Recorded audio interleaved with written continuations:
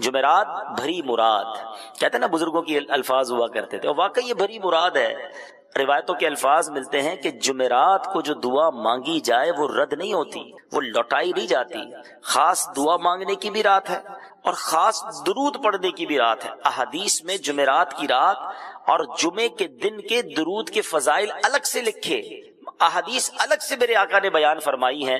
تو پیارے اسلامی بھائیوں، جب بھی جمعرات آئے، جب بھی جمعہ کا دن آئے، کثرت کے ساتھ درود پاک پڑھیں۔ آپ اپنی لائف کو بہتر بنانے کے لیے کیا کیا چاہتے ہیں؟ مسلمان ہیں نا، تو مرتے وقت کیا چاہتے ہیں؟ قیامت میں کیا چاہتے ہیں؟ محشر والے دن آپ کی کیا تمنا ہے؟ پہلے ان تمناؤں کو لکھ لیں۔ اب میں کچھ باتیں بیان کر رہا ہوں، سنتے جائیے۔ اگر آپ بیماری سے شفا چاہتے ہیں تو درود پاک پڑھیے۔ آپ قرض سے نجات چاہتے ہیں تو درود پاک پڑھیے۔ آپ روزی میں برکت چاہتے ہیں تو درود پاک پڑھیے۔ آپ عزتوں میں اضافہ چاہتے ہیں تو درود پاک پڑھیے۔ آپ ذلت سے بچنا چاہتے ہیں تو درود پاک پڑھیے۔ آپ پریشانیوں سے، مصیبتوں سے بچنا چاہتے ہیں، درود پاک پڑھیے۔ بلاؤں وباؤں سے بچنا چاہتے ہیں، درود پاک پڑھیے۔ مرتے وقت نبی پاک علیہ الصلوۃ والسلام کا دیدار کرنا چاہتے ہیں، اور ایسا دیدار کہ آقا علیہ الصلوۃ والسلام اپنے ہاتھوں سے گویا قبر میں اتار رہے ہیں، تو درود پاک پڑھیے۔ قبر نور مصطفیٰ صلی اللہ تعالی علیہ وسلم سے جگمگا جائے، یہ چاہتے ہیں، تو درود پاک پڑھیے۔ آپ قیامت کے دن نبی پاک علیہ الصلوۃ والسلام کے ہاتھوں جام کوثر پینا چاہتے ہیں، درود پاک پڑھیے۔ آقا علیہ الصلوۃ والسلام کے ساتھ پل صراط سے نبی پاک کی کرم سے گزرنا چاہتے ہیں، درود پاک پڑھیے۔ اور سنیے، پیارے آقا کے ساتھ جنت میں جانا چاہتے ہیں تو درود پاک پڑھیے۔ آپ مدینے جانا چاہتے ہیں تو درود پاک پڑھیے۔ پیارے آقا کی خواب میں زیارت کرنا چاہتے ہیں، درود پاک پڑھیے۔ اب میں آپ سے پوچھنا چاہتا ہوں، کچھ بچ گیا ہے اور کچھ ہے جو آپ کو چاہیے، جو دنیا میں چاہیے، جو مرتے وقت چاہیے، جو محشر میں چاہیے، جو جنت میں داخلہ چاہیے؟ Every thing what ever I need. اور یہ حق ہے نبی پاک علیہ الصلوۃ والسلام کا ان کی امت پر کہ امتی ان کی ذات پر درود پاک پڑھے۔ آج پلیز یہ نیت کر لیں، چلتے پھرتے اٹھتے بیٹھتے درود پڑھتے رہیں، محبت رسول کے عالم میں پڑھیں، زیادہ سے زیادہ پڑھیں۔ آپ یقین کریں، اگر آپ برڈن میں ہیں، آپ ٹینشن میں ہیں، آپ پرابلم میں ہیں، آپ درود پڑھیں، اپنی آنکھوں سے آپ دیکھیں گے آپ کا برڈن ریلیز ہو رہا ہے، آپ کی صحت ٹھیک ہو رہی ہے، آپ کی پرابلم سالو ہو رہی ہے۔ درود پاک آپ کی مشکلوں کو لے جائے گا، ختم ہو جائیں گی۔ اللہ کے حبیب علیہ الصلوۃ والسلام نے فرمایا کہ میرے پاس جبریل امین آئے اور انہوں نے حاضر ہو کر بتایا کہ یا رسول اللہ صلی اللہ تعالی علیہ وسلم، اللہ پاک فرماتا ہے کہ اے محبوب صلی اللہ تعالی علیہ وسلم، جو آپ پر درود پاک پڑھے گا میں اس پر رحمت نازل فرماؤں گا، جو آپ پر سلام بھیجے گا میں اس پر سلامتی اتاروں گا۔ اس نعمت کا شکر ادا کرنے کے لیے میں نے اتنا طویل سجدہ کیا۔ اب یہاں دو باتیں سیکھنے والی ہے۔ ایک تو یہ سمجھ آیا کہ درود پاک نعمت کتنی بڑی ہے، درود پاک پڑھنے والے کے وارے نیارے ہو جاتے ہیں، اللہ کی رحمتیں نازل ہوں، رب کی طرف سے سلامتی نازل ہو، تو اور کیا چاہیے؟ اس پرفتن، اس خطرناک دور میں جب بلائیں ہیں، وبائیں ہیں، ٹینشنیں ہیں، پرابلمز ہیں، خوف ہے، اور ہر بندہ چاہتا ہے کہ وہ سیکیور رہے، صبح گھر سے جائے شام گھر خیر سے آئے، کاروبار پہ خیر رہے، گھر میں خیر رہے، فیملی میں برکت رہے، تو وہ کون سا طریقہ ہے جس سے مجھے یہ سیکیورٹی مل جائے؟ مجھے بتاؤ کہ جس کے سر پر رحمتوں کا سایہ رہے اسے پھر کیا پرابلم ہے؟ اور اللہ کی رحمت کس کے ساتھ ہے کہ جو ایک بار درود پاک پڑھے اس پر 10 رحمتیں نازل کی جاتی ہیں۔ اس سے پتہ یہ چلا کہ آج کل دور بڑا کلیمٹیز کا، پرابلمز کا، ڈیفیکلٹیز کا ہے، بیماریاں الگ چل رہی ہیں، وائرس الگ چل رہے ہیں، پرابلمز الگ چل رہے ہیں۔ اگر ہم چاہتے ہیں کہ ہماری سیکیورٹی رہے، اللہ کی رحمتیں ہمارے ساتھ رہیں، تو درود پاک ایک ایسا فارمولا ہے کہ اگر ہم گھر سے نکلیں درود پڑھتے ہوئے، کام پہ جا رہے ہیں درود پڑھتے رہیں، واپسی میں آئیں تو درود پڑھتے رہیں، فضول باتوں سے اگر اپنے آپ کو بچائیں تو انشاءاللہ آپ اللہ کی رحمتوں کے سائے میں رہیں گے، اللہ کی رحمت نازل ہوتی رہے گی تو پرابلمز بھی دور ہو جائیں گی۔ اللہ کریم نے قرآن میں جا بجا احکامات نازل فرمائے ہیں، کبھی نماز کا فرمایا، کبھی زکوٰۃ کا فرمایا، بہت سارے ہمیں شرعی احکامات، آرڈرز ملتے ہیں قرآن سے، مگر کہیں یہ نہیں فرمایا کہ اے ایمان والو میں بھی کرتا ہوں، میرے فرشتے بھی کرتے ہیں اور تم بھی شامل ہو جاؤ۔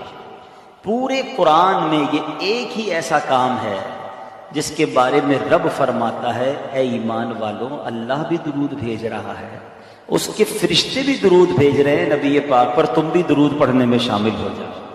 اچھا، یہاں ایک بات سمجھنا بہت ضروری ہے، اللہ کا درود بھیجنا اور ہے، ہمارا اور فرشتوں کا درود بھیجنا اور ہے.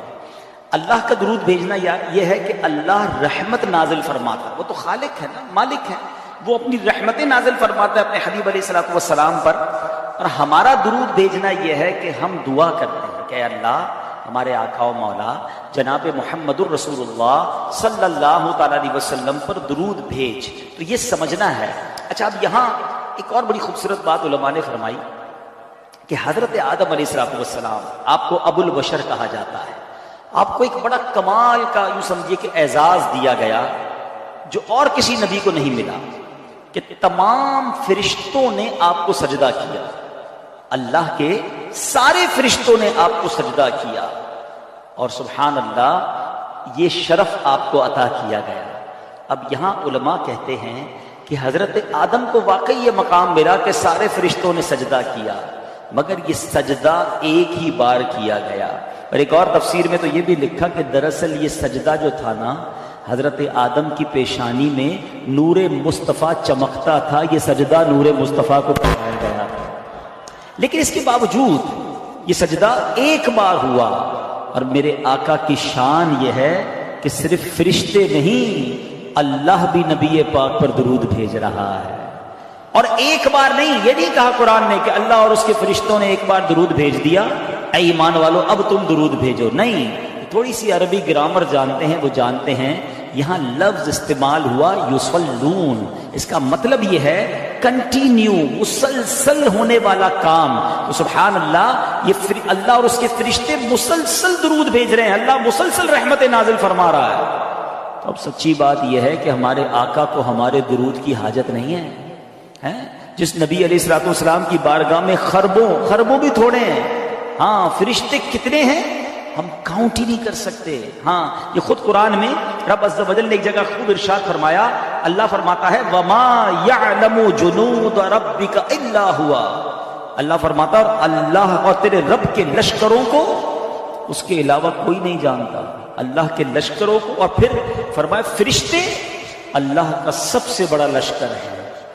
ساری کائنات میں جو سب سے بڑی کوانٹٹی میں اگر کوئی مخلوق ہے نا تو وہ فرشتے ہیں. میں نے پہلے بھی کئی بیانات میں یہ ایک کیلکولیشن بیان کی ہے، آج پھر بیان کرتا ہوں تاکہ ایمان تازہ ہو اور اندازہ ہو کہ میرے آقا پر ہر لمحے ہر آن کتنے درود بھیجے جا رہے ہیں. اللہ مجھے بھی درود پاک کثرت سے پڑھنے والا بنائے، آپ کو بھی درود پاک اور زیادہ پڑھنے کی توفیق دے. ایک ٹپ بھی دے دیتا ہوں. تقریباً آپ جتنے لوگ ہیں، آپ میں سے کئی لوگوں کو جو واک کرتے ہیں، ٹھیک ہے نا، اپنی صحت کے لیے اچھی چیز ہے، واک کرنی چاہیے. لیکن اگر آپ اپنے واکنگ ٹائم کو درود ٹائم بنا لیں، اپنے واکنگ ٹائم کو ذکر ٹائم بنا لیں، جہاں بھی واک کرتے ہیں، چاہے آپ ٹریڈ مل پہ کرتے ہیں یا کسی پارک میں جا کے کرتے ہیں، جب بھی واک کریں آپ شوز پہنتے ہی ہوں گے، ساتھ ساتھ تسبیح بھی لے لیں. اس واکنگ میں اور کیا کرنا ہے آپ نے. لیکن اگر آپ چلتے چلتے درود پڑھ رہے ہیں، اس کے دو فائدے ہوں گے. ایک تو ایک پرٹیکولر اچھی تعداد میں درود آپ پڑھ لیں گے، دوسرا جدھر جدھر چلتے ہوئے جائیں گے وہ ساری جگہ آپ کے درود پڑھنے کی گواہ بن جائے گی. کلمہ پاک بھی پڑھ لیں، اللہ کا ذکر بھی کر لیں، کچھ آپ تعداد طے کر لیں گے، اتنی تسبیح میں نے کلمہ پاک کی پڑھنی ہے، سبحان اللہ کی پڑھنی ہے، الحمدللہ کی پڑھنی، درود کی پڑھنی، 30 minutes 40 minutes what ever time جو آپ واک کر رہے ہیں، اگر اس کو درود ٹائم اور ذکر ٹائم بنا لیں. آپ سوچیں ہمارے جو اسلاف تھے نا، وہ بڑے کمال کے لوگ تھے، ان کو احساس تھا زندگی کا کہ یہ ایک ایک سانس، ایک ایک منٹ کتنا قیمتی ہے.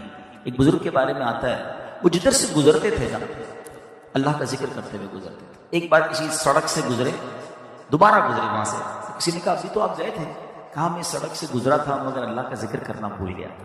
میں چاہتا ہوں کہ زندگی میں جہاں جہاں سے گزروں وہاں رب کا ذکر کرتے ہوئے وہ ساری جگہ میرے اللہ کے ذکر کی گواہ بن جائے. اور یہ اتنا ایفرٹ لیس نیکی ہے. ذرا مل کر کہیے سبحان اللہ، اب کہیے الحمدللہ، اب کہیے اللہ اکبر. کتنی دیر لگی؟ آئی تھنک 30 سیکنڈز بھی نہیں لگے. مگر آپ کو پتا ہے آپ نے 30 سیکنڈ میں کیا کما لیا؟ آپ جتنی بھی بڑی پوسٹ پہ ہوں، آپ کبھی اپنی پوری ارننگ جو بھی آپ مہینے میں کماتے ہیں، چاہے وہ ملینز میں ہو، اس کو کبھی کیلکولیٹ کیجئے گا کہ 30 سیکنڈ میں کتنے بنتے ہیں. تو وہ چند روپے ہی بنیں گے، چند 100 روپے ہی بنیں گے، کیونکہ پورے مہینے کی ہے نا. 30 سیکنڈز میں بلینر بھی چند 100 روپے ہی کماتا ہے، چند ہزار کما لے گا. مگر آپ کو اندازہ ہے آپ نے 30 سیکنڈ میں ابھی کیا کمایا ہے؟ میرے نبی کے سچے وعدے ہیں، جو ایک بار سبحان اللہ کہتا ہے اللہ اس کے لیے جنت میں درخت لگا دیتا ہے. آج جس موضوع کو لے کر, جس ٹاپک کو لے کر میں حاضر ہوا ہوں, یہ بہت امپورٹنٹ بھی ہے اور اس کو سمجھنا بہت ضروری بھی ہے. موضوع کیا ہے ضرور بتاؤں گا, مگر پہلے بخاری شریف میں ایک بہت ہی خوبصورت واقعہ نبی پاک علیہ الصلوۃ والسلام نے اپنے صحابہ کو سنایا. ایک مسکنسیپشن بھی کلیئر کر دوں. بعض اوقات لوگ یہ کہتے ہیں کہ جناب قرآن و حدیث کی بات کیا کریں, یہ واقعات نہ سنایا کریں. واقعے بہت سناتے ہیں آپ لوگ. اچھا, اب اصل مسئلہ یہ کہ انہوں نے خود قرآن و حدیث کو تھورلی اچھے انداز سے شاید پڑھا نہیں ہوتا. قرآن مجید فرقان حمید میں آلموسٹ 80 سے زیادہ واقعات موجود ہیں, جس کو عجائب القرآن اور غرائب القرآن نامی کتاب میں حضرت علامہ عبد المصطفیٰ ازہری صاحب نے لکھے. اور وہ ایسے امیزنگ, اتنے حیرت ناک اور اتنے عجیب و غریب واقعات ہیں. تو قرآن مجید تو اللہ کا کلام ہے. اٹ مینز اللہ تبارک و تعالیٰ کے کلام کا بھی یہ اسلوب ہے, اس کا بھی یہ طریقہ رہا کہ واقعات بیان کیے جائیں, کیونکہ انسان کی فطرت یہ ہے کہ وہ واقعات سن کے بعد اچھے طریقے سے سمجھ جاتا ہے. سورہ یوسف جو قرآن کی سورت ہے اس کو احسن القصص کہا گیا. سب سے بہترین قرآن کا جو قصہ ہے وہ سورہ یوسف کو قرار دیا گیا. تو اس کا مطلب کہانی, قصے اور واقعات کے ذریعے بات سمجھانا, یہ تو قرآن کا طریقہ.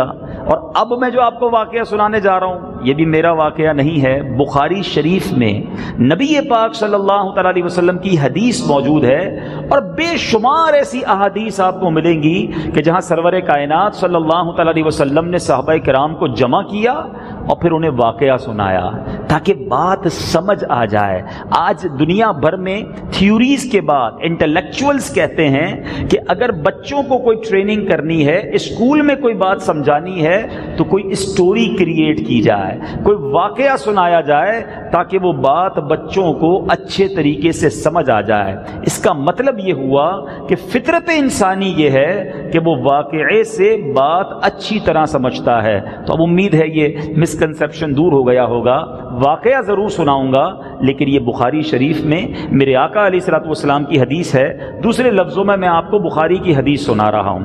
حضرت عبداللہ بن عمر رضی اللہ تعالیٰ عنہما سے مروی ہے, کہتے ہیں میں نے رسول اللہ صلی اللہ تعالیٰ علیہ وسلم کو فرماتے سنا کہ اگلے زمانے میں 3 شخص کہیں جا رہے تھے. اب میں اس کی کچھ سمری خلاصہ بیان کر دیتا ہوں. 3 دوست تھے, ساتھی تھے, کہیں جا رہے تھے. اب سونے کا ٹائم آ گیا. آج کل تو ہم کہیں ٹریول کر رہے ہوں, سونے کا ٹائم آئے تو قریب کسی ہوٹل پہ رک جاتے ہیں, اور یہ ہزاروں سال پرانی بات ہے. تو ایسے سرائے خانے, ریسٹورنٹس اور ہوٹل تو نہیں ہوتے تھے. انہوں نے غار ڈھونڈا, کسی غار میں رات گزار لیتے ہیں تاکہ کوئی درندہ وغیرہ, کوئی جانور وغیرہ نہ آ جائے. تینوں دوست غار کے اندر جا کر سو گئے. وہ غار کے اندر گئے اور اب پہاڑ کے اوپر سے ایک چٹان گری, اور وہ چٹان غار کو اس نے آ کر بند کر دیا. اب یہ تینوں اندر قید ہو گئے.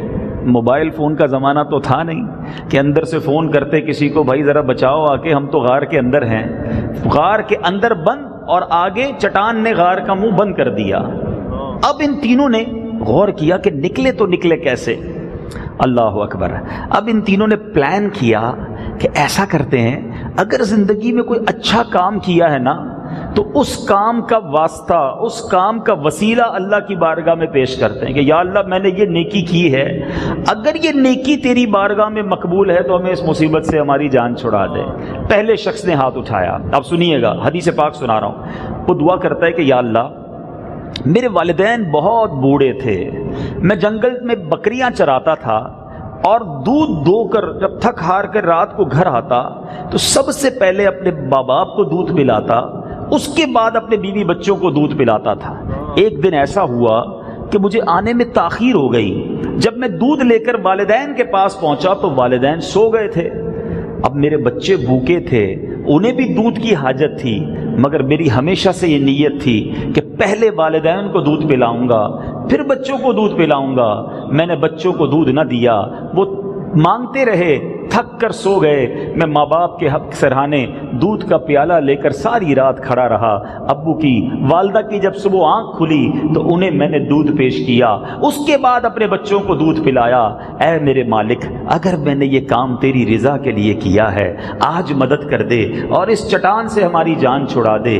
اب وہ چٹان جو ہے آٹومیٹکلی اللہ کی قدرت سے اپنی جگہ سے سرکتی ہے, تھوڑی سی ہٹ جاتی ہے, مگر اتنا راستہ نہیں نکلتا کہ یہ تینوں بندے باہر نکل جائیں. اب دوسرے نے ہاتھ اٹھائے, اللہ کی بارگاہ میں دعا کی کہ مولا, معاملہ یہ تھا کہ میری ایک کزن تھی, چچا کی لڑکی تھی, مجھے اس سے بڑی محبت تھی اور میں اس کے بارے میں برا ارادہ رکھتا تھا. ایک بار میں نے اس کے ساتھ برے کام کا ارادہ کیا, وہ انکار کر بیٹھی, اس نے منع کیا. کچھ دنوں کے بعد اس کو بڑی رقم کی ضرورت پڑی, پریشان تھی, قرضے میں تھی, قحط میں تھی, میرے پاس آئی کہ میری مدد کر دو. میں نے کہا ٹھیک ہے, مدد تو کروں گا, مگر میرے برے کام میں تم میرا ساتھ دو گی. بیچاری مجبور تھی, میں نے پیسے دیے, وہ میرے پاس آ گئی, میں برے کام کے لیے آگے بڑھا. میں نے دیکھا کہ خوف خدا سے تھر تھر کانپنے لگی. اس نے کہا اللہ کے لیے حرام کام نہ کرو. میرے مالک, میں پیسے تو دے چکا تھا, مگر مجھے بھی تیرا خوف لاحق ہوا, میں نے اس لڑکی کو چھوڑ دیا. اللہ, میرا یہ عمل تو ہی جانتا ہے, اگر یہ عمل تیرے لیے تھا تو آج اس چٹان سے ہماری جان چھڑا دے. وہ چٹان تھوڑا سا اور سرک گئی, مگر اتنی جگہ نہ بنی یہ تینوں باہر نکل سکتے. حدیث آگے جاری ہے. تیسرے شخص نے ہاتھ اٹھایا, یا اللہ, میں نے کچھ مزدوری کرائی, کچھ لوگوں کے ساتھ کام کروایا اپنے کسی کاروبار میں, مزدوریاں سب کو دے دیں. ایک مزدور جو تھا وہ اپنی مزدوری لینا بھول گیا, پیسے لینا بھول گیا اور چلا گیا, مگر میں نے اس کے پیسے سنبھال کر رکھے اور اس پیسے کو کاروبار میں لگایا. اے اللہ, تو نے مجھے کاروبار میں بڑی ترقی دے دی, بہت سارا پیسہ بن گیا. کچھ عرصے کے بعد وہ مزدور آیا, کہتا ہے بھائی میرے پیسے تو دے دو, مزدوری باقی ہے. میں نے کہا یہ جو گائیں, یہ بکریاں, یہ اتنا بڑا تم ریوڑ دیکھ رہے ہو, یہ سب تیرا ہے, یہ تو لے جا. مزدور حیران ہو گیا, میری تو تھوڑی سی مزدوری تھی, اتنی ساری گائیں, اتنی ساری بکریاں. وہ شخص کہتا ہے یا اللہ, میں نے اسے جواب دیا جو تو مزدوری بھول گیا تھا وہ پیسے میں نے کاروبار میں لگائے, اس نفع سارا تیرا ہے. وہ مزدور خوشی خوشی لے گیا. اے میرے مالک, اگر میں نے یہ نیکی تیری رضا کے لیے کی ہے, آج ہمیں بچا لے. وہ چٹان اور سرکتی ہے. سرور کائنات صلی اللہ تعالی علیہ وسلم فرماتے ہیں اللہ نے تینوں کی دعاؤں کی برکت سے ان تینوں کو نجات عطا فرما دی. یہ بخاری شریف کا واقعہ میں نے آپ کو سنایا, کیا خوبصورت واقعہ, کتنا شاندار لیسن ہے. اب ان تینوں چیزوں پر تھوڑی تھوڑی بات, ٹھیک ہے, پھر میں اپنے ٹاپک کی طرف آؤں گا. پہلے شخص نے کیا کیا, ماں باپ کا ادب کیا, ماں باپ کی خدمت کی. یقین جانیے میٹھے اسلامی بھائیوں, ان سے بڑی نعمت کوئی نہیں ہے. ماں باپ وہ نعمت ہیں. حدیث پاک کا مضمون ہے ماں باپ ہی تیری جنت ہیں, ماں باپ ہی تیری دوزخ ہیں. اگر ماں باپ کو راضی کر لیا تو جنت مل جانی ہے, ماں باپ کو ناراض کر دیا تو ان کو ناراضی کے سبب دوزخ ملنی ہے. ان کی دعائیں لیجئے, ان کی خدمت کیجئے. آج بچہ ماں باپ کی کچھ خدمت کر بھی رہا ہوتا ہے, شادی ہو جائے تو اب ماں باپ کو بھول جاتا ہے. نہیں میرے میٹھے اسلامی بھائیوں, پریورٹی, ترجیح ہمیشہ ماں باپ کو دینی ہے. اور یہ وہ صاحبان ہیں, یہ وہ ہستیاں ہیں, آج ہیں تو ہم سب کچھ ہیں. پوچھو ان سے جن کے ماں باپ چلے گئے. ماں باپ کی جو دعائیں ہیں اس کا کوئی کمپیریزن اور کوئی نعم البدل نہیں ہے. اللہ سے دعا کرتا ہوں کہ جن کے ماں باپ حیات ہیں اللہ درازی عمر بالخیر عطا فرمائے. جن کے ماں باپ یا ماں باپ میں سے کوئی ایک دنیا سے چلے گئے اللہ کریم جنت الفردوس میں اعلیٰ مقام عطا فرمائے. یاد رکھیے گا, جہاں رمضان کے بارے میں میرے آقا فرماتے ہیں نا کہ جس نے رمضان کو پایا اپنی مغفرت نہ کروا سکا وہ ہلاک و برباد ہو جائے, وہیں نبی پاک علیہ الصلوۃ والسلام کا یہ بھی فرمان ہے کہ جس نے اپنے ماں باپ کو بڑھاپے میں پایا, ان کی اتنی خدمت نہ کی کہ ان کی خدمت کے سبب وہ جنت میں جائے, اس کی ناک خاک آلود ہو, وہ برباد ہو جائے. تو ماں باپ کی اتنی خدمت کرنی ہے کہ ان کی خدمت کی برکت سے ہم جنت میں جائیں، یہ ناراض ہو گئے تو بربادی مقدر ہوگی۔ اگر میرا کوئی ایسا بھائی بیٹھا ہے جس سے اس کے ماں باپ ناراض ہیں یا وہ ماں باپ کی خدمت نہیں کرتا، معاذ اللہ ماں باپ کے سامنے زبان درازی کرتا ہے، ایسا نہ کرنا، یہ اتنا بڑا گناہ ہے، اتنی بڑی سمجھیے سزا ہے اس کی، یہ اتنا بڑا جرم ہے۔ شب برات میں کروڑوں لوگ بخشے جاتے ہیں مگر ماں باپ کا نافرمان، حدیث کے الفاظ ہیں، شب برات بھی نہیں بخشا جاتا۔ اللہ کے نزدیک یہ بہت بڑا جرم ہے۔ آئیے اپنے ماں باپ کو راضی کر لیں اور ان سے محبت سے پیش آئیں۔ دوسرا جو عمل دوسرے شخص نے کیا، ایک لڑکی سے محبت تھی، کنٹرول بھی مل گیا تھا، اب کوئی روکنے والا نہیں تھا، مگر اللہ کے خوف کی وجہ سے پیچھے ہٹ گیا۔ لیکن آج سب کو پتا ہے اللہ دیکھ رہا ہے، مگر موقع ڈھونڈے جاتے ہیں، گناہ کے لیے پلاننگ کی جاتی ہے۔ ہم یہ کیوں نہیں سوچتے کہ آج جو میں گناہ کرنے جا رہا ہوں، ٹھیک ہے دنیا میں کوئی نہیں دیکھ رہا مگر اللہ تو دیکھ رہا ہے نا۔ میں ایک لاجیکلی بات کرتا ہوں، ماشاءاللہ امید ہے سارے ہی روزے رکھیں گے نا انشاءاللہ۔ آپ نے پچھلے سال بھی روزے رکھے ہیں، گرمی کے دن ہیں، عصر کا وقت ہو گیا ہے، سوکھی پیاس ہے، تھکن سے بندہ چور چور ہے، گھر گیا، گھر میں کوئی نہیں، فریج کے اندر ٹھنڈا پانی بھی پڑا ہے، افطار کے لیے ٹھنڈا فروٹ بھی گھر والوں نے کاٹ کے رکھا ہے۔ کوئی آپ میں سے ایسا ہے جس نے اکیلے میں جا کر تھوڑا سا ایک گلاس پانی پی لیا ہو؟ کوئی نہیں دیکھ رہا نا، ایک دو یار تربوز کے 2 پیس ہی کھا لوں، بہت پیاس لگی، کوئی دیکھ تو نہیں رہا، کیوں نہیں کرتے؟ آپ جواب دیں گے اللہ دیکھ رہا ہے۔ کوئی نہیں دیکھ رہا مگر اللہ دیکھ رہا ہے۔ اکیلے میں بھی کھاؤں گا تو روزہ ٹوٹ جائے گا۔ کمال دیکھیں، یہ روزہ میرا اور آپ کا ایمان کی طرح مضبوط کر دیتا ہے۔ پوری کائنات میں جتنے مسلمان روزہ رکھتے ہیں، بچے سے لے کر بڑے تک، کوئی افطار سے پہلے پانی نہیں پیتا، چاہے کوئی دیکھ رہا ہو کہ نہ دیکھ رہا ہو۔ کیوں؟ اللہ دیکھ رہا ہے۔ اب میرا ایک سوال ہے، پانی پینا، فروٹ کھانا سحری کا وقت ختم ہونے سے پہلے تو جائز تھا نا؟ افطار کا وقت آ جائے گا پھر بھی جائز ہے۔ آپ اللہ دیکھ رہا ہے اس لیے روزے میں حلال چیزیں چھوڑ رہے ہیں۔ میرا سوال یہ ہے کہ پھر حرام کام کرتے وقت یہ خیال کیوں نہیں آتا کہ اللہ دیکھ رہا ہے؟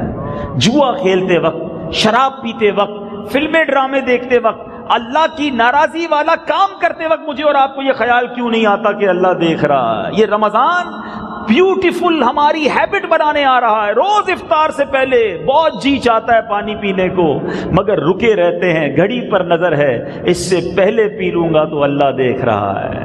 اے کاش میرا اور آپ کا یہ ذہن بن جائے کہ ساری زندگی دل پر یہ نقش ہو جائے کہ جب بھی گناہ کرنے کا جی چاہے، جب بھی برائی کی طرف جانے کا جی چاہے، مجھے اندر سے ایک الارم بجے کہ اللہ دیکھ رہا ہے۔ اس شخص نے یہی تو کیا نا، لڑکی پر قابو پا لیا تھا مگر اللہ دیکھ رہا ہے اس لیے گناہ سے باز آ گیا۔ تیسرا شخص، کیا امانت، کتنی خوبصورت اس نے امانت جو ہے وہ ادا کی کہ مزدور کی مزدوری بھی سنبھالی اور اس کو اور بڑھا کر دیا۔ آج تو ذہن یہ ہے جناب کسی کے پیسے اگر وہ بھول گیا ہے، چلو ہمارے ہی ہو گئے ہیں، اب کیا بتانا اس کو، حساب میں غلطی ہو گئی، یہ میرے ہی ہو گئے ہیں۔ لوگ لاکھوں روپے ہڑپ کر جاتے ہیں، یہ نہیں سوچتے کہ ایک دن ہوگا جب مظلوم کا ہاتھ ہوگا اور ظالم کا گریبان ہوگا۔ امام عشق و محبت، مجدد دین و ملت، پروانہ شمع رسالت، میرے آقا نعمت امام احمد رضا خان علیہ رحمت الرحمان فرماتے ہیں، جو کسی کے 3 پیسے، I am not talking about million rupees، لاکھوں روپے کی بات نہیں ہو رہی، صرف 3 پیسے اگر کوئی کسی کے جان بوجھ کر دبا لے، اعلیٰ حضرت لکھتے ہیں اس بندے کو ان 3 پیسوں کے بدلے 700 مقبول با جماعت نمازیں دینی پڑ جائیں گی۔ 3 پیسوں کے بدلے، ادھر ہزاروں روپے، لاکھوں روپے ہڑپ کر جاتے ہیں۔ اچھا کوئی بیچارہ کاروباری لوگ بیٹھے، اس لیے میں ایک ایگزامپل کے ذریعے سمجھاتا ہوں۔ مثال کے طور پہ آپ کے پاس کوئی پیسے مانگنے آیا، اس کا بل تھا 25,225 روپے، آپ نے کہا چلو بھائی یہ 25,000 لے جاؤ، 225 ختم ہو گئے۔ کیسے ختم ہو گئے؟ اس کی اجازت تو نہیں ہے نا، اس کا دل تو نہیں ہے۔ ہاں اب آپ کہتے ہیں مجھے کہتا ہی کچھ نہیں، وہ کیا کہے گا، آپ نے زبردستی کر دی ہے۔ اگر وہ راضی نہیں ہے تو ان 225 روپوں کا آپ کو جواب دینا پڑے گا۔ یاد رکھیے، ہمارے پیسے کسی کے پاس زیادہ چلے جائیں اچھا ہے، کسی کے ہم پر نہ نکلیں، ورنہ ایسا نہ ہو کہ قیامت کے دن جواب دینا بھاری پڑ جائے۔ امانت ہے اسے پوری کیجئے. اگر کسی کے حساب میں غلطی ہے، بعض اوقات ہوتا ہے ہم حساب ملاتے ہیں، ہمیں لگتا ہے پیسے تو اس کی ہماری طرف نکلتے ہیں، یہ بھول گیا ہے، اس کی بھائی انٹری نہیں ہے، ہم کہتے ہیں چلو ختم، آپ کا حساب ٹھیک ہے. نہیں، اگر آپ کو یقین ہے کہ یہ اس کے پیسے ہیں تو اسے لوٹائیے.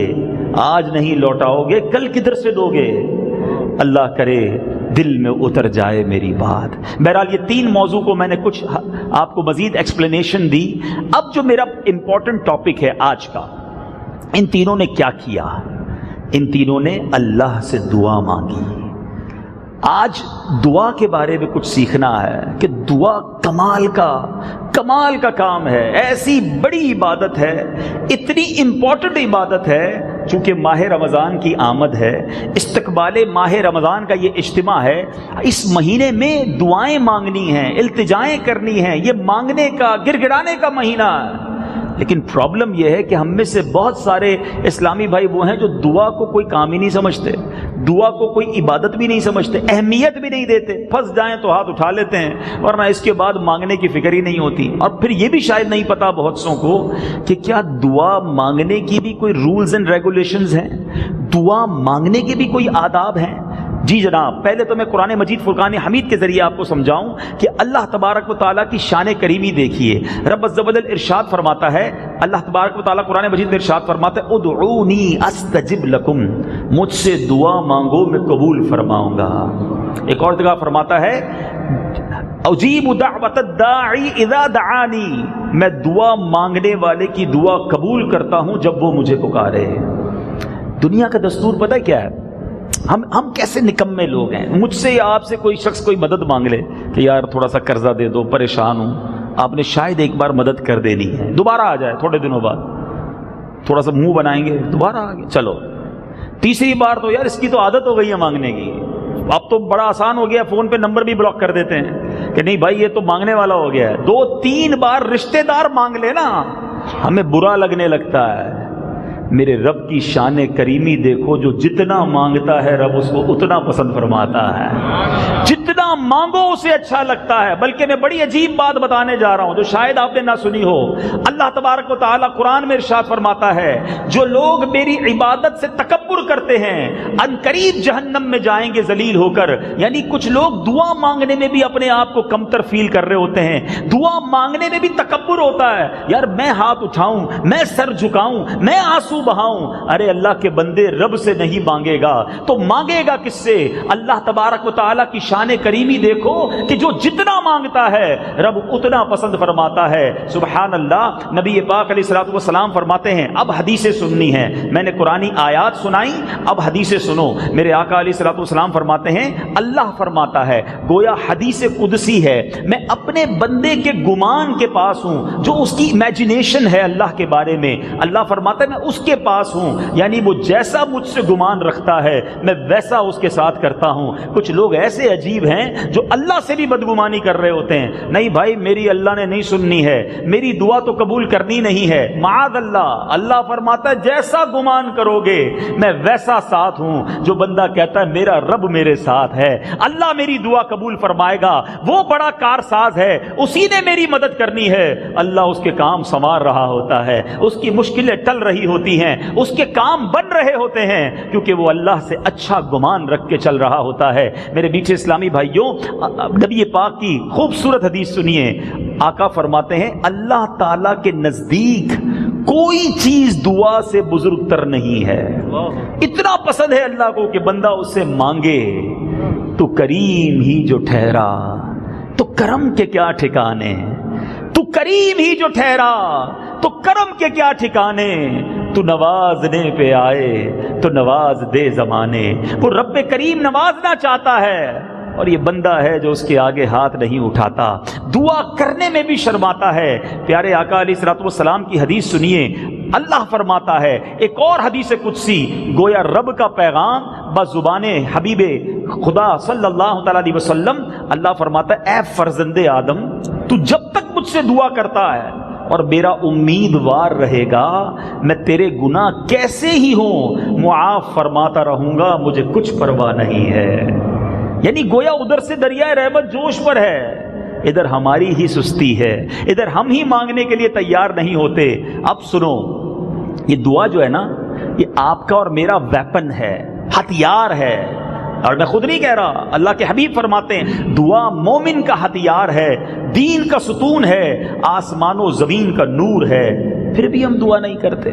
اچھا، اب دعا کی ایک اور فضیلت سنو، کتنی بلائیں ہیں آج کل، کتنی ٹینشنیں ہیں، کتنی بیماریاں ہیں۔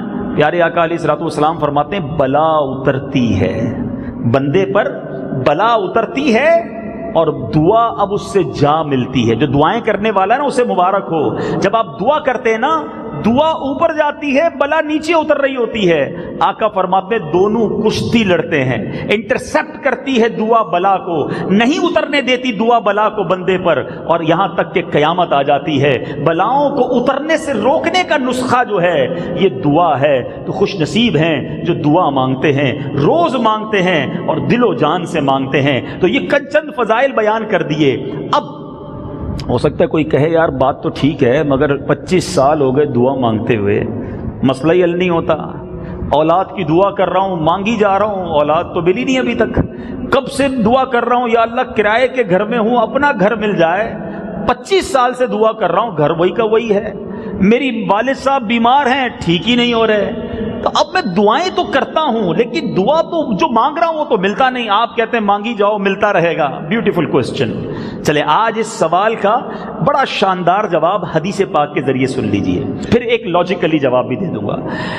اللہ کے حبیب صلی اللہ تعالی علیہ وسلم فرماتے ہیں کہ دعا بندے کی 3 باتوں سے خالی نہیں ہوتی۔ جب بھی آپ دعا کریں گے نا 3 چیزوں میں سے کوئی ایک چیز آپ کو ملے گی۔ نمبر 1، یا تو اس کا گناہ بخش دیا جاتا ہے، یا دنیا میں اسے فائدہ حاصل ہو جاتا ہے، یعنی جو مانگا وہ مل گیا۔ تیسرا فرمایا یا اس کے لیے آخرت میں بھلائی جمع کر دی جاتی ہے۔ حدیث کے الفاظ ہیں جب بندہ قیامت کے دن اتنے سارے ثواب کو دیکھے گا نا اللہ سے عرض کرے گا مولا اتنی بڑی نیکیاں، پہاڑ جتنی نیکیاں، تو بتایا جائے گا یہ وہ دعائیں ہیں جو تم نے دنیا میں مانگی تھی، جس کا تمہیں دنیا میں کچھ دیا نہیں گیا تھا، اس کا ثواب آخرت میں جمع کر دیا گیا تھا۔ حدیث کے الفاظ ہیں بندہ کہتا کاش میری دنیا میں کوئی دعائی قبول نہ ہوتی، اتنا بڑا اجر رکھا ہے میرے رب نے میرے لیے۔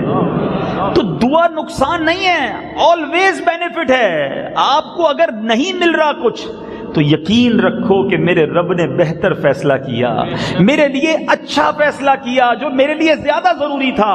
اسی طرح میرے میٹھے اسلامی بھائیوں ایک اور بات کہ بعض اوقات انسان کہتا ہے یار میں دعا مانگتا ہوں، 5 وقت نماز بھی پڑھتا ہوں، روزے بھی رکھتا ہوں، زکوٰۃ بھی دیتا ہوں، حج بھی کرتا ہوں، میں دعا مانگوں میری دعا قبول ہوتی نہیں ہے، وہ ایک ٹائم کی نماز پڑھتا نہیں ہے، سارا دن غلط کام کرتا ہے، روزی بھی حرام، وہ جو مانگتا ہے اس کو مل جاتا ہے۔ یہ بھی بعض اوقات شیطان وسوسہ دلاتا ہے کہ یار میری پریشانیاں جان نہیں چھوڑ رہی، اس کو ترقی ملتی چلی جا رہی ہے۔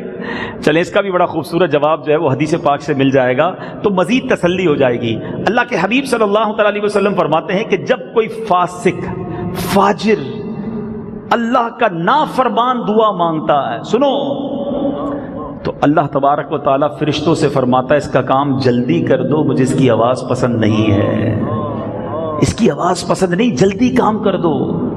اور جب کوئی اللہ کا نیک بندہ، اللہ کا پسندیدہ بندہ دعا کرتا ہے، اللہ فرشتوں سے فرماتا ہے اس کا کام ابھی نہ کرنا، اس کو اور مانگنے دو، اس کو اور مانگنے دو، مجھے اس کا مانگنا بہت پسند آ رہا ہے۔ سچ بتاؤ میرے بھائیوں، میں جو مانگوں مجھے مل جائے وہ اچھا ہے کہ زندگی میں ایک دعا ایسی کرنے میں کامیاب ہو جاؤں کہ اللہ جبریل امین سے کہے، فرشتوں سے کہے کہ میرے اس بندے کا کام نہ کرنا، اس کو اور مانگنے دو، اس کو مجھے اور پکارنے دو، مجھے اس کا پکارنا اچھا لگ رہا ہے۔ ارے ساری دنیا کی نعمتیں ایک طرف، ایک بار میرا رب میری دعا کے بارے میں کہہ دے کہ میرے بندے کا مانگنا پسند آ رہا ہے، یہ وصولی نہیں، یہ زندگی کا حاصل نہیں۔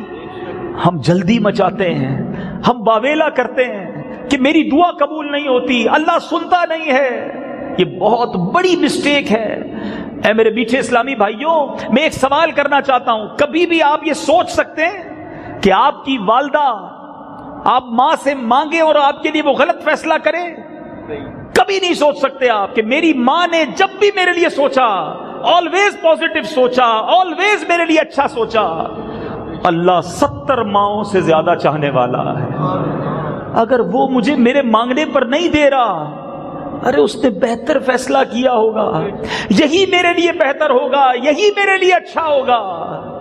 اور علماء لکھتے ہیں، اعلیٰ حضرت امام اہل سنت کے والد گرامی نے کمال کی کتاب لکھی احسن البیعاء لآداب الدعاء۔ اس کتاب کے حاشیے میں اعلیٰ حضرت نے خوبصورت تحریر فرمائی کہ اللہ تبارک و تعالیٰ اس بندے کی دعا قبول نہیں فرماتا جو دعا کی قبولیت میں جلدی مچاتا ہے۔ صبر کرو، یقین رکھو کہ اللہ تعالیٰ نے جو فیصلہ کیا ہے وہ بہتر کیا ہے، یہی میرے حق میں بہتر ہوگا۔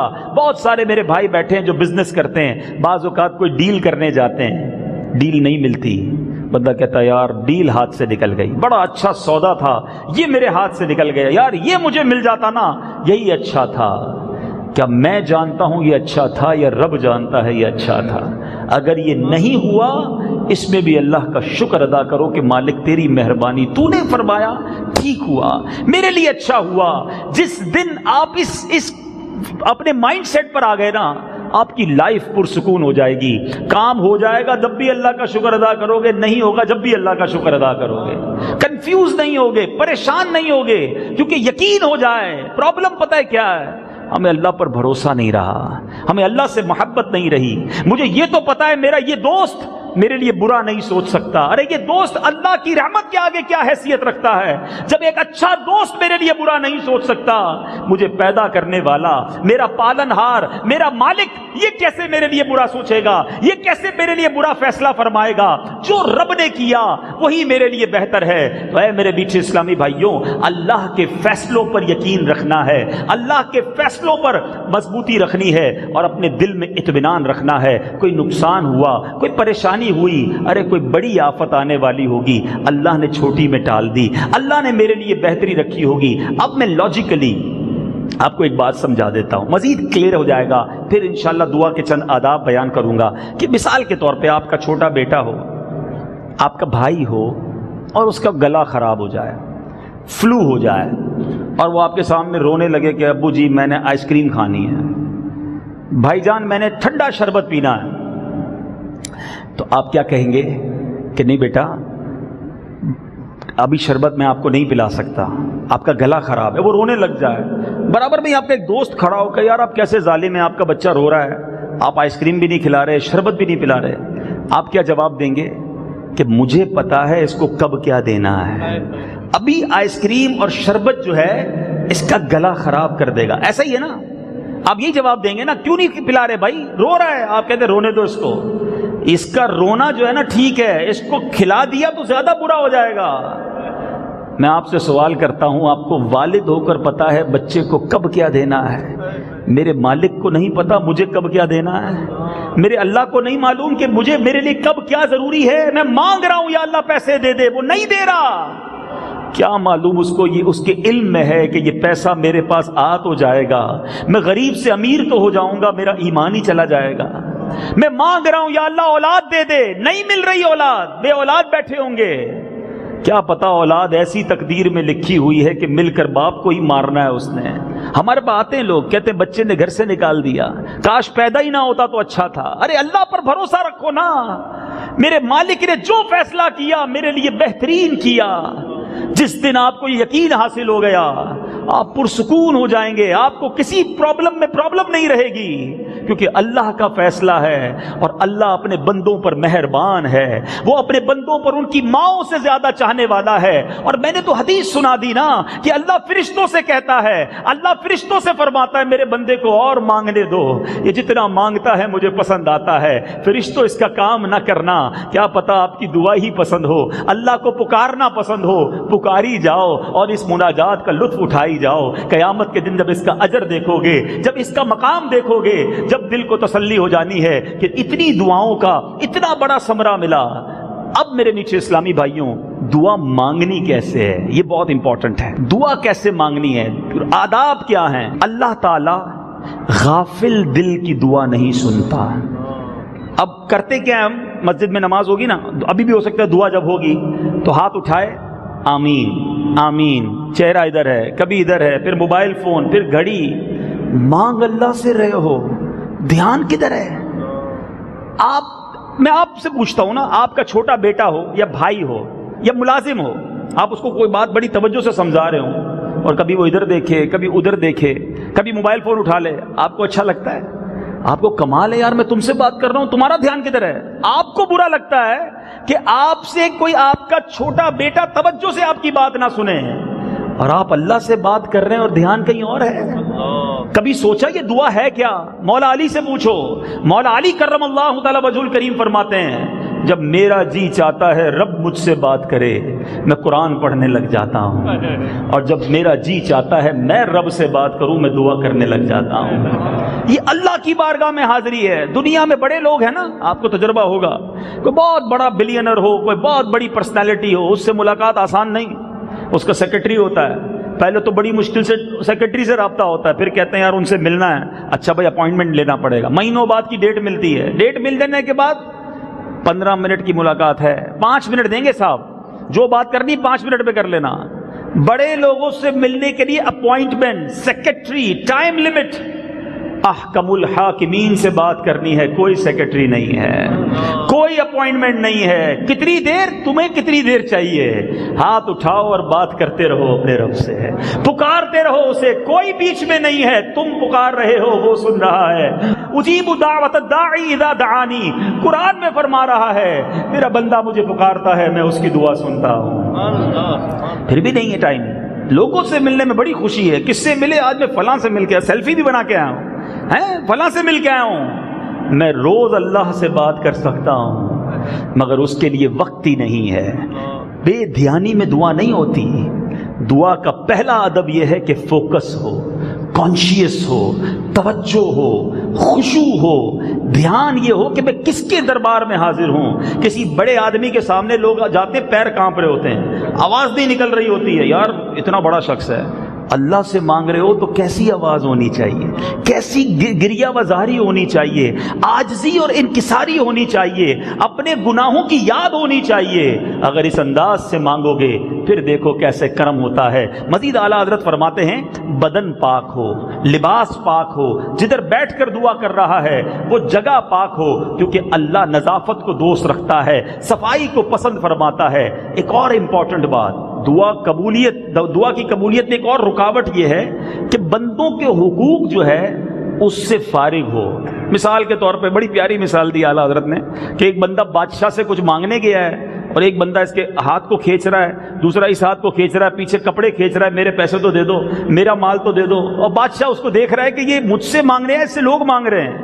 تو کہا اللہ سے مانگنا ہے نا تو بندوں کے حقوق سے فارغ ہو جا، بندے تیرے سے پریشان نہ ہوں، بندے تجھ سے مانگنے والے نہ ہوں۔ اب جب بندوں کے حقوق پورے کرو گے رب تمہارے حقوق پورے فرما دے گا، رب تمہیں اپنے کرم سے نوازے گا۔ اسی طرح ایک اور خوبصورت طریقہ دعا مانگنے کا، اپنے گناہوں سے توبہ بھی کرے اور اللہ کی رحمت کو متوجہ کرے۔ وہ کیسے ہوگی؟ نوافل پڑھ لے، کچھ تسبیح پہلے پڑھ، یعنی کوئی نیک عمل پہلے کرے، صدقہ و خیرات کر دے۔ اللہ کی رحمت متوجہ ہو گئی، اب ہاتھ اٹھائے، اب دعا مانگے، اور اب گر گڑا کر ہو سکے تو رو رو کر دعا مانگے۔ آپ نے دیکھا ہوگا دعوت اسلامی کے مدنی ماحول میں دعا سے پہلے 5 بار یا ربنا یا ربنا یہ پڑھا جاتا ہے، یہ ایسے ہی نہیں پڑھا جاتا۔ سنیے کہ اعلیٰ حضرت امام اہل سنت لکھتے ہیں 5 بار قرآن میں یا ربنا آیا ہے، تو اب جب یہ 5 بار کوئی یا ربنا کہہ کر دعا کرتا ہے تو اس کی دعا قبول کر لی جاتی ہے۔ اچھا، اسی طرح میٹھے اسلامی بھائیو، یہ تو ہو گئی چند باتیں کہ جو آداب ہیں۔ اب اوقات بھی ہیں، احادیث کے ذریعے پرٹیکولر ٹائمنگز ہیں کہ جن ٹائمنگ میں دعا مانگی جائے، وہ جن دنوں میں دعا مانگی جائے یہ دعا قبول ہوتی ہے۔ پہلا وقت، اعلیٰ حضرت نے جو پہلا وقت لکھا وہ ہے شب قدر۔ شب قدر یہ خاص دعاؤں کی قبولیت کی رات ہے۔ سبحان اللہ، شب قدر کو حاصل کرنے کا شاندار ذریعہ یہ ہے کہ بندہ لاسٹ عشرے کا کم از کم اعتکاف کر لے۔ اب آخری 10 راتیں گزرنی ہی مسجد میں ہیں تو جو بھی شب قدر ہوگی نصیب ہو جائے گی اور اس رات کی برکتیں مل جائیں گی۔ اعتکاف نہ کر سکیں تو ایٹ لیسٹ 5 تاک راتیں وہ مسجد میں گزاریں، عبادت میں گزاریں، تاکہ ان 5 تاک راتوں میں سے جو بھی شب قدر ہو یہ خاص قبولیت کا وقت ہے۔ انشاءاللہ دعا قبول ہوگی. اعلیٰ حضرت فرماتے روز عرفہ 9 ذوالحجہ یہ حاجی کے لیے بھی قبولیت کا دن ہے, غیر حاجی کے لیے بھی قبولیت کا دن ہے. پھر اسی طرح ماہ رمضان پورا کا پورا یہ دعاؤں کی قبولیت کا مہینہ ہے. آج اس ٹاپک کو لینے کا مقصد بھی یہ تھا, دعا سیکھ تو جائیں, دعا کا انداز تو پتہ چل جائے, تاکہ مانگیں تو دل سے مانگیں. شب جمعہ ہر جمعرات کی رات دعا مانگی جائے, یہ قبولیت کی رات ہے. اللہ سلامت رکھے دعوت اسلامی کے ماحول کو. ساری دنیا میں دعوت اسلامی کے ہفتہ وار اجتماع ہوتے ہی جمعرات کی رات ہیں, ہزاروں لوگ مل کر دعا کرتے ہیں, نہ جانے کس کی آمین کے صدقے کس کا بیڑا پار ہو جائے. اسی طرح بروز جمعہ, روز جمعہ دعا مانگی جائے وہ قبول ہوتی ہے. اچھا ٹھیک آدھی رات کے وقت یہ خاص تجلی کا وقت ہوتا ہے. میں مشورہ دوں گا, اگر کسی پریشانی میں ہے نا, کسی پرابلم میں ہے, تہجد میں اٹھیے, 2 رکعت تہجد ادا کریں. کوئی نہ جانے, میں جانوں میرا رب جانے. اب اللہ کی بارگاہ میں عرض کریں, گر گڑائیں, آنسو بہائیں. ایک سمجھنے والی بات ہے, آدھی رات کو اپنی والدہ کو اگر میں اٹھاتا اور میری آنکھوں میں آنسو ہوتے ہیں اور امی کو کہتا امی میں پریشان ہوں, نیند نہیں آ رہی ہے, میں اس مصیبت میں ہوں, سچ بتاؤ میری ماں کی کیا کیفیت ہو جاتی ہے کہ میرا بیٹا اتنا پریشان ہے کہ آدھی رات اٹھ کر مجھے کہہ رہا ہے, آنکھوں میں آنسو ہیں. یقین کرو میرا مالک 70 ماؤں سے زیادہ چاہنے والا ہے. جب بندہ بستر چھوڑ کر جہاں نماز بچھا کر تہجد پڑھ کے ہاتھ اٹھاتا ہے, سر جھکاتا ہے اور روتے ہوئے اسے پکارتا ہے کہ مالک میں پریشان ہوں, میں مصیبت میں ہوں, میں قرضے میں ہوں, میں فلاں پرابلم میں ہوں. ارے وہ احکم الحاکمین, وہ ارحم الراحمین ہے, اس کے خزانے بھرے ہوئے ہیں.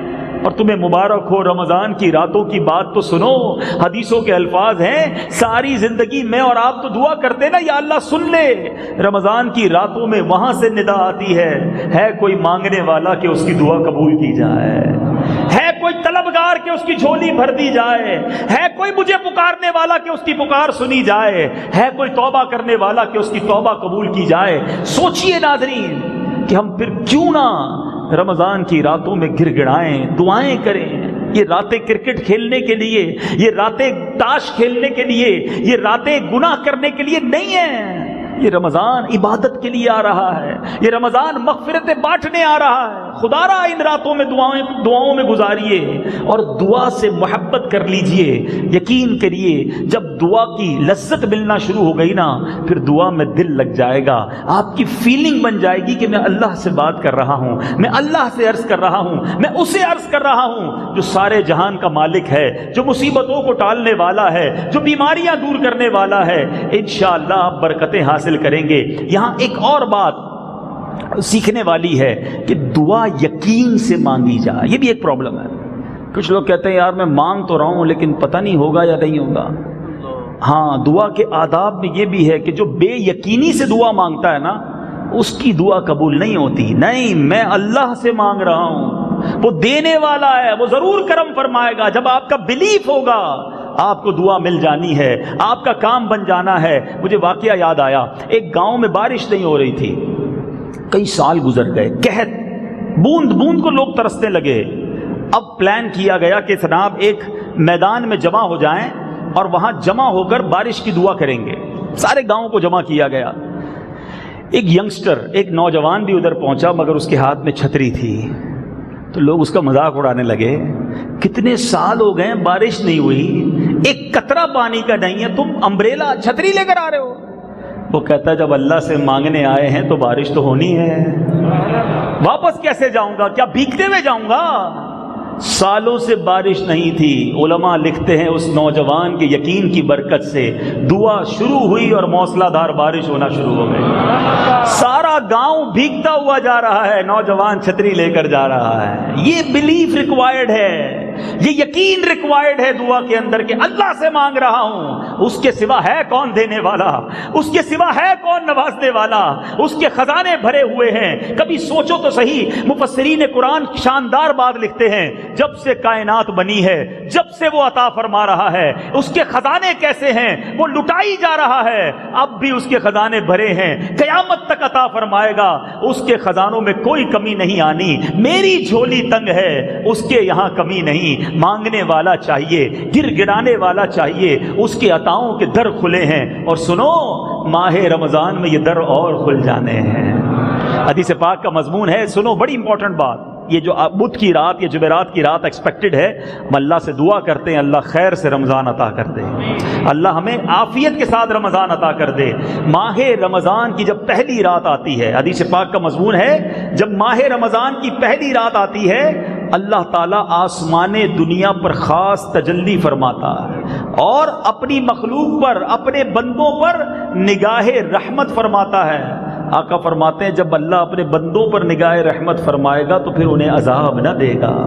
خاص مانگنے کی رات ہے، تو اب ہمیں پریپیئر ہونا ہے ان دعاؤں کے لیے، ان التجاؤں کے لیے، ان مغفرتوں کی راتوں کے لیے۔ دیکھیں نا، آپ کے گھر پہ جیسا مہمان آتا ہے آپ ویسی تیاری کرتے ہیں۔ کوئی قریب کا دوست آ رہا ہو تو ایک دن پہلے تیاری کرتے ہیں۔ جس ماں کا بیٹا 4-5 سال بعد بیرون ملک سے آ رہا ہو، اس ماں سے پوچھو، گھر بھی سجاتی ہے، صاف بھی کرتی ہے، میرا بیٹا آ رہا ہے، یہ اس کی کبڈ ہے، یہ اس کا بستر ہے، خوش ہو رہی ہوتی ہے، کئی دنوں تک تیاری۔ اچھا، مثال کے طور پہ اگر آپ کو کوئی بتا دے آپ کے گھر پہ آپ کے پیر صاحب آ رہے ہیں تو کتنے خوش ہو جاؤ گے، کیسی تیاری کرو گے؟ رمضان آ رہا ہے، کیا تیاری ہے؟ آپ کو پتہ ہے ماہ رمضان کے لیے سارا سال جنت سجائی جاتی ہے۔ اللہ کے یہاں اہتمام دیکھو رمضان کا، میں اور آپ کیا تیاری کر رہے ہیں؟ ہاں تیاری ہو رہی ہے۔ میں تھوڑے دنوں پہلے یہاں قریب سے گزرا، ایک علاقے میں قریب ہی ہمارے گھر کے پاس، میں نے ایک جنرل اسٹور دیکھا، باہر بہت ساری گاڑیاں کھڑی، رات دیر۔ تو میں نے کسی سے پوچھا یہ کیا ہو رہا ہے؟ تو کہا رمضان کی تیاری ہو رہی ہے۔ اچھا، رمضان کی شاپنگ ہو رہی ہے، کیا کرنا ہے؟ شربت لینے ہیں، سموسے کا سامان لینا ہے، گھر میں کیچپ ہونی چاہیے، گھر میں جوسز ہونے چاہیے، اسٹور والے اسٹاک بڑھا رہے ہیں، ریسٹورنٹ والے اپنے ریسٹورنٹ کی صفائی کر رہے ہیں۔ اللہ کے بندوں، ہر گھر پہ تیاری ہے، کس چیز کی؟ افطاری میں کیا کھانا ہے، سحری میں کیا پکانا ہے۔ رمضان آ رہا ہے یا فوڈ فیسٹیول آ رہا ہے؟ یہ مغفرت کروانے آ رہا ہے، یہ دعاؤں کی قبولیت کے لیے آ رہا ہے۔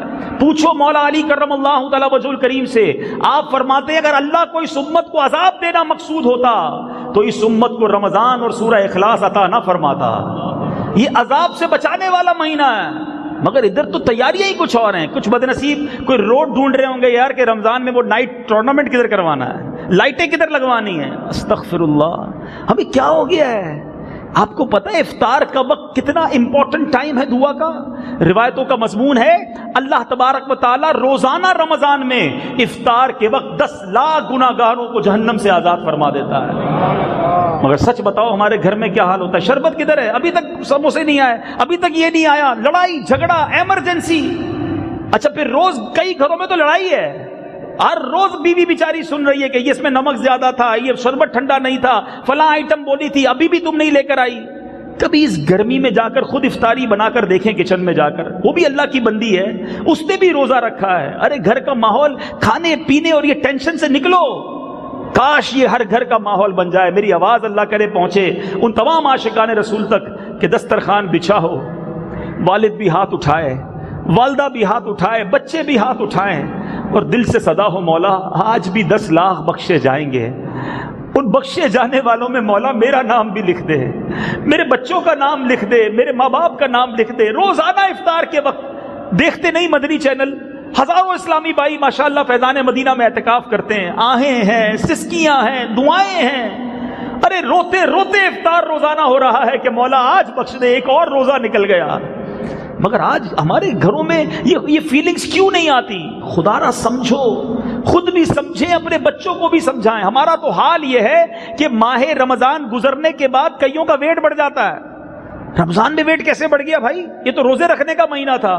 وہ جناب سحری میں زیادہ اس لیے کھایا کہ سارا دن بھوکا رہنا ہے، افطار میں زیادہ اس لیے کھایا کہ پورا دن بھوکے رہے تھے، پھر رات کو بیچ میں ایک بار اور کھانا کھایا تو کولیسٹرول بھی بڑھ گیا اور جناب وزن بھی بڑھ گیا۔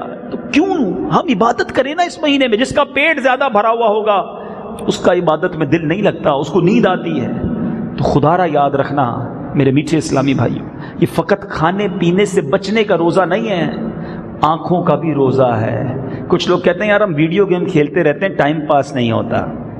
آج کل تو سوشل میڈیا آ گیا ہے, جو نہیں دیکھنے کا وہ بھی دیکھ رہے ہوتے ہیں. کبھی سوچا نہیں تھا کہ مسلمانوں کے گھروں میں رمضان میں فلمیں چلیں گی, اور واقعی نہیں چلتی بہت سارے گھروں میں. لیکن جب سے یہ سوشل میڈیا آیا ہے, جو نہیں دیکھنا وہ بھی ہمارے موبائل میں آ رہا ہوتا ہے اور لوگ دیکھ رہے ہوتے ہیں. یہ نہیں سوچ رہے ہوتے میں کیا دیکھ رہا ہوں. آپ کو پتہ ہے ماہ رمضان میں جہاں نیکیوں کا اجر بڑھا دیا جاتا ہے نا, ادھر گناہوں کا عذاب بھی بڑھا دیا جاتا ہے. یہ اللہ کی بارگاہ میں مقرب مہینہ ہے نا. مکے کے بارے میں پتہ ہے نا آپ کو, مکے شریف میں ایک نیکی کتنی نیکی ہے؟ 1,00,000, اور ایک گناہ وہ بھی 1,00,000 ہے. کیوں؟ اتنا مکرم ہے, اتنا شرف والا وہ جگہ ہے. جمعے کے دن ایک نیکی 70 نیکیوں کے برابر, مگر جمعہ کے دن کوئی گناہ کرے 70 گنا عذاب دیا جائے گا. رمضان میں جہاں نیکیوں کا ثواب بڑھ جاتا ہے, ادھر رمضان میں گناہ کرنے پر پنشمنٹ بھی بڑھ جاتی ہے. مگر کون سوچتا ہے؟ روزہ رکھ کے ایسا لگتا ہے احسان کر رہے ہیں. میرے وہ نوجوان بڑی تعداد میں بیٹھے ہیں, رمضان میں گناہ نہ کرنا. رمضان میں یہ دوستوں کے ساتھ بیٹھ کر, اچھا ہم کہتے ہیں یار میں نہ کرکٹ کھیلتا ہوں نہ جناب تاش کھیلتا ہوں, بس دوست ساری رات بیٹھتے ہیں, سحری کا انتظار کرتے ہیں. اپنے دل پر ہاتھ رکھ کر پوچھئے آپ دوستوں میں 2 گھنٹے بیٹھ کر کیا نیکی کرتے ہیں یا گناہ کرتے ہیں؟ کیا غیبت نہیں ہو رہی ہوتی؟ کیا کسی کا مذاق نہیں اڑا ہوتا؟ یا کسی کو بہتان نہیں لگایا؟ کوئی نہ کوئی مشغلہ ہی ہو رہا ہوتا ہے نا. رمضان کی راتیں اس کے لیے نہیں ہیں. ایک طرف رحمت سے ندا دی جا رہی ہے کوئی مانگنے والا, اور ہم ریسٹورنٹس کے چکر لگا رہے ہیں, ہم مستی مذاق میں رات گزار رہے ہیں. نہیں کچھ عبادت کر سکتے تو سو جائیں, اللہ کی ناراضی والا کام نہ کریں. آخری بات, تاکہ مزید امپورٹنس اور مزید گناہوں سے بچنے کا ذہن بن جائے. مولا علی کرم اللہ تعالی وجہ الکریم ایک بار قبرستان سے گزرے, ایک قبر کو دیکھا, اللہ سے عرض کی مولا میں قبر کے حالات دیکھنا چاہتا ہوں. قبر کے اندر سے چیخنے چلانے کی آواز آئی. آگ کے اندر وہ مردہ پک رہا تھا, گویا اسے جلایا جا رہا تھا. وہ کہتا یا علی انا غریق فی النار حریق فی النار, اے علی میں آگ میں غرق ہو رہا ہوں, جل رہا ہوں. آپ نے اللہ کی بارگاہ میں ہاتھ اٹھائے کہ مولا اس بندے کو بخش دے, اس نے مجھے پکارا ہے. سوچئے دعا کون کر رہا ہے؟ شیر خدا مولا علی کرم اللہ تعالی وجہ الکریم. ارشاد ہوتا ہے اے علی آپ اس کی سفارش نہ کیجئے. علی, مولا علی سے کہا جا رہا ہے. عرض کی مولا وجہ کیا ہے؟ فرمایا اے علی یہ دن میں تو روزے رکھتا تھا, رات گناہوں سے باز نہیں آتا تھا. جہنم کی آگ میں چل رہا ہے وہ بندہ. اب جو یہاں روزے بھی نہ رکھے اس کا تو حال کیا ہوگا. یہ روزے دار کا میں عذاب سنا رہا ہوں. تو ٹرائی ٹو انڈرسٹینڈ. یقیناً رمضان رحمتوں برکتوں کا مہینہ ہے, مگر اس کے لیے جو اس کا ادب کرے نا, اس مہینے میں بھی اللہ کو ناراض کرے. شیطان بند ہے پھر بھی گناہ جاری ہوتے ہیں. یعنی شیطان کو گویا یہ میسج دیا جا رہا ہوتا ہے فکر نہیں کر, ہم ہے نا ادھر, تو بندے باقی ہم نے چھوڑنا کچھ بھی نہیں ہے. استغفر اللہ, ایسا نہ کرو. یہ مہینہ پیوریفائی کرنے آیا. جو میں نیکی نہیں کر پا رہا تھا نا, وہ نیکی بھی میں اس مہینے میں کروں اور اپنی عادت بنا لوں 30 دن میں, تاکہ پھر پورا سال میری یہ نیکیاں جاری ہو جائیں. اللہ کرے آج پکی سچی نیت کر کے کھڑے ہونا ہے کہ انشاءاللہ رمضان میں ایک گناہ بھی نہیں کریں گے. ہر اس راستے کو دیکھ لو کہ جس سے مجھ سے گناہ ہو جاتا ہے. اگر میرا موبائل مجھ سے گناہ کراتا ہے, نہیں چاہیے وہ موبائل, نہیں چاہیے وہ انٹرنیٹ. ایک چھوٹا سا آلہ جو ہے مجھے جہنم میں لے جائے گا, مجھے رب کے نافرمانوں میں شامل کر دے گا. نہیں بچ پاتا, نہیں چاہیے مجھے انٹرنیٹ, مجھے جہنم میں نہیں جانا. مجھے اس مہینے میں اللہ سے مغفرت لینی ہے. حبیب پاک علیہ الصلوۃ والسلام کی دعا یاد رکھنا. آقا نے ایک بار آمین ارشاد فرمایا. صحابہ نے پوچھا حضور آپ نے کیوں آمین ارشاد فرمایا؟ فرمایا جبریل امین میرے پاس آئے, دعا کی یا اللہ جو رمضان کو پالے اور اپنی مغفرت نہ کروا سکے وہ ہلاک و برباد ہو جائے. نبی پاک فرماتے میں نے اس دعا پر آمین کہی ہے. دعا کرنے والا کون؟ فرشتوں کا سردار. آمین کہنے والا نبیوں کا سردار. اب تو کوئی کمپرومائز ہی نہیں نا, دعا تو قبول ہی قبول ہے. تو جس نے رمضان پایا اور اپنی مغفرت نہ کروا سکا وہ ہلاک و برباد ہو جائے گا. تو رمضان نیکیوں میں گزارے, روتے ہوئے گزارے, عبادتوں میں گزارے, مانگتے ہوئے گزارے. پھر دیکھو کیسے خزانے ملتے ہیں, کیسے رحمتیں ملتی ہیں. پیارے آقا کا ایک اور خوبصورت وصف یہ تھا کہ نبی پاک رمضان میں خوب سخاوت فرماتے. ہر سائل کو عطا فرماتے. حدیث پاک کے الفاظ ہیں جس طرح تیز آندھی چلتی ہے نا اس طرح میرے آقا کا دریائے سخاوت رمضان میں چلتا تھا, جو آتا اسے عطا فرماتے. تو اے میٹھے اسلامی بھائیوں, رمضان سخاوت کا مہینہ ہے, رمضان صدقہ و خیرات کا مہینہ ہے. اپنے غریب رشتہ داروں کو, اپنے غریب ملازمین کو, اپنے غریب پڑوسیوں کا خیال رکھنا, ان کے گھر بھی کچھ ایسا بھجوا دیں ان کی رمضان اچھی گزر جائے. جبھی ہمارے علماء کہتے ہیں بندہ رمضان سے پہلے زکوٰۃ ادا کر دے تاکہ غریبوں کا رمضان اچھا گزر جائے. تو اس بار صدقہ خیرات اگر کمپلیٹ ہو بھی جائے نا زکوٰۃ, تو یہ نہ کیلکولیٹ کیا کرو کہ یار پورے ہو گئے اب اگلے رمضان بانٹیں گے. ایک حدیث پاک یاد رکھو, ابن آدم, حدیث پاک کا مضمون ہے گن گن کر خرچ نہ کرو ورنہ وہ رب کریم بھی تمہیں گن گن کر عطا فرمائے گا. اللہ بے گنے دے رہا ہے, ہماری اوقات سے زیادہ دے رہا ہے, تو ہم کیوں سوچتے ہیں یار زکوٰۃ پوری ہو گئی, آگے آپ کو ضرورت مند اسے بھی دے دو, اللہ اور دے گا. اللہ سخی کو پسند فرماتا ہے. اللہ کی راہ میں خرچ کریں, اچھی جگہوں پر افطار کرائیں, سحری کرائیں, غریبوں کے گھروں پہ سامان بھیج دیں. کیا پتا کسی کے بچے کے چہرے پہ مسکراہٹ آ گئی, اللہ کو پسند آ گئی, یہی ہماری مغفرت کا ذریعہ بن جائے. اسی طرح زکوٰۃ اور صدقات میں سب سے پہلا حق یہ آپ کے اپنے غریب رشتہ داروں کا ہے. یاد رکھیے گا, حدیث پاک کا مضمون ہے کہ اللہ تبارک و تعالیٰ ان لوگوں پر نگاہ رحمت نہیں فرمائے گا, قیامت کے دن ان لوگوں پر نگاہ رحمت نہیں فرمائے گا جس کے اپنے پریشان ہوں وہ غیروں کو بانٹتا رہے. ہاں جناب, اعلان کروا کر چندہ بانٹ رہے ہوتے ہیں, چچا پریشان ہوتے ہیں, چچا کے بیٹے پریشان ہوتے ہیں. پہلے اپنے رشتہ داروں کو دیکھ لیجیے, اگر وہ مستحق ہیں پہلے انہیں دیجئے, اس کے بعد دوسروں کا حق آتا ہے. تو پہلی بات تو یہ کہنی تھی. اس کے بعد اگر بچ جائیں تو عاشقان رسول کی مدنی تحریک دعوت اسلامی آپ کے سامنے ہے, جو ساری دنیا میں سنتوں کی خدمت کر رہی ہے, اور دعوت اسلامی کا یہ پیغام دنیا کے کونے کونے میں اللہ کی رحمت سے پہنچ رہا ہے. اور 100 سے زیادہ ڈپارٹمنٹس ہیں دعوت اسلامی کے. آج ایک شاندار مسجد کو ہم دیکھ رہے ہیں. میں جانتا ہوں جب اس علاقے میں مسجد نہیں تھی, یہ بہاریں نہیں تھی, اللہ سلامت رکھے اس مسجد کو بنانے والوں کو. مسجد بنتی ہے پورے علاقے کا رنگ بدل جاتا ہے. عاشقان رسول مسجد بنائیں, پورے علاقے کو برکت ملتی ہے. آپ کو جان کر خوشی ہوگی دعوت اسلامی سال میں 600 سے زیادہ مسجدیں بنا رہی ہے. تو دنیا بھر میں یہ پیغام بڑھتا جا رہا ہے. کئی ممالک ایسے ہیں جہاں ہم نے شراب خانے خرید کر, جوا خانے خرید کر, ڈانس کلب خرید کر, اور سنیے مندر, گرجا گھر اور غیر مذہبوں کی, بد مذہبوں کی عبادت گاہیں خرید کر اللہ کی رحمت سے مسجدیں بنا رہے ہیں. تو کیوں نہ ہم دعوت اسلامی کا ساتھ دیں. مسجدوں کا جال, مدرسوں کا جال, جامعۃ المدینہ کے ذریعے اب تک دعوت اسلامی کے مدرسوں سے 74,000 سے زیادہ حافظ قرآن بن چکے ہیں. 74,000 بولنا آسان ہے, ہم سارے حافظ قرآن کو ایک گراؤنڈ میں جمع کریں تو میدان میں بھی جگہ تھوڑی پڑ جائے. 74,000 حافظ قرآن الحمدللہ دعوت اسلامی کی برکت سے بن چکے ہیں. تو کیوں نہ ہم دعوت اسلامی کا ساتھ دیں. اپنے غریب رشتہ داروں کو دینے کے بعد اپنی زکوٰۃ کا ایک اچھا حصہ دعوت اسلامی کو دیجیے. اور ایک اور آخری بات, چونکہ فطرہ بھی دینا ہے, اور یہ کانسیپٹ بھی اللہ سلامت رکھے امیر اہل سنت کو انہوں نے ہمیں دیا. ہم بچپن سے ایک ہی فطرے کی رقم سنتے آتے تھے کہ گندم کا فطرہ 30 روپے ہے, 30 روپے دیا, 50 ہو گیا تو 50 دیا, اب 100-125 ہو گیا تو وہ بھی اتنا ہی دیا. ہم حدیث کا اگلا حصہ کیوں نہیں سنتے کہ نبی پاک علیہ الصلوۃ والسلام نے جو کا فطرہ بھی بیان کیا, کھجور کا فطرہ بھی بیان کیا, کشمش کا فطرہ بھی بیان کیا. تو جن کو اللہ نے لاکھوں سے اچھا رکھا ہے وہ فطرہ سب سے لو کیٹیگری کا کیوں دیتے ہیں. شکر کا ایک یہ بھی انداز ہے کہ بندہ اللہ کی راہ میں جب خرچ کرے تو بہترین مال خرچ کرے. آپ کپڑا 20 روپے میٹر والا کیوں نہیں لیتے؟ آپ کہتے نہیں یار اللہ نے دیا ہے اچھا کپڑا پہنتا ہوں. ارے آپ سائیکل پہ سفر کیوں نہیں کرتے؟ اللہ نے دیا ہے تو اس لیے گاڑی میں سفر کرتا ہوں. ارے بھائی آپ جھونپڑی میں کیوں نہیں رہتے؟ رب نے دیا ہے اس لیے بنگلے میں رہتا ہوں. ارے بھائی آپ انٹرنیشنل سفر جو ہے وہ آپ بائی روڈ کیوں نہیں جاتے؟ ارے پیسے ہیں تو جہاز میں جاؤں گا. اللہ نے دیا, سب چیزیں اچھی استعمال کرنی ہے. اللہ کی راہ میں 100 روپے والا ہی فطرہ دینا ہے. اپنے دل سے پوچھ لو یہ ٹھیک کرتے ہو؟ اس کی ایک بڑی ایک اور وجہ بھی ہے, یہ فطرے کا اعلان نہیں ہوتا نا, پتہ بھی نہیں چلتا کسی کو. ہاں اگر کوئی مسجد میں بورڈ وورڈ لگے کہ 25,000 روپے فطرے میں دیا ہے, پہلا نمبر اس کا ہے, تو شاید لائن لگ کے دیں گے. اللہ کے لیے خرچ کرو, اللہ جانتا ہے کہ نیت کدھر کی ہے. تو اس بار انشاءاللہ جس کی جتنی حیثیت, 100 روپے والا فطرہ یا 125 جو بھی اعلان ہوگا, اس کو دینے سے ایسا نہیں فطرہ ادا نہیں ہوگا، مگر یہ شکر کا انداز ہے کہ یا اللہ تو نے مجھے لگژری لائف دی، وی آئی پی زندگی دی ہے، بہت سو سے اچھا بنایا ہے، باری آئی ہے میری، تیری راہ میں اچھے سے اچھا خرچ کروں گا۔ اللہ دلوں کو دیکھتا ہے، اللہ کرے کہ ہماری یہ نیت بن جائے اور اچھے انداز سے ہم یہ کرنے میں کامیاب ہوں۔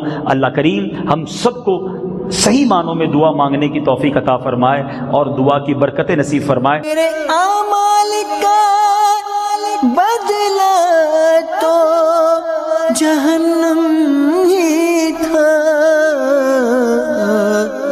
میں تو جاتا مجھے سرکار نے جانے